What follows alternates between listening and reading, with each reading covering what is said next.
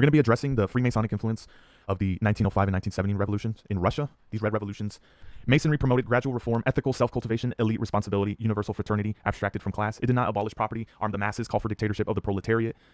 Thus, Marxists view Mason as the last moral defense of capitalism. Masonry insists humans are moral agents, not economic units, symbols and code truths beyond material need. Ethics precede politics, reason refines appetite. To a Mason, Marxism amputates meaning, treats culture as epiphenomenal debris, justifies violence by necessity rather than virtue. This is why Masonic liberals feared Bolshevism even more than autocracy once it became real.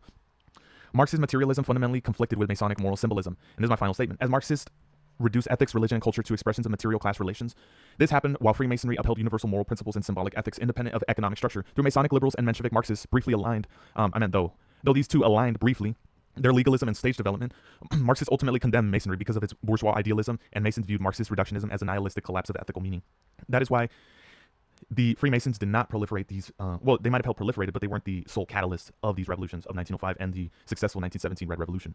So that leads me to my next video, and where I will have to find links between the funding of revolutionaries such as Lenin or Trotsky and the Freemasonic hand that had, because I couldn't find it in these precursors to these Russian revolutions on the ground in Russia and Western Europe. So I'll have to look elsewhere to substantiate my previous claims that these Russian revolutions are of Freemasonic origin in some sense, because as we see here, they are not, because of their ideological differences. So I hope you enjoyed that. I got way more granular, and my voice is going out because I've been singing like crazy, but that's what I concluded from that, and that's my thesis on that. So thanks for watching.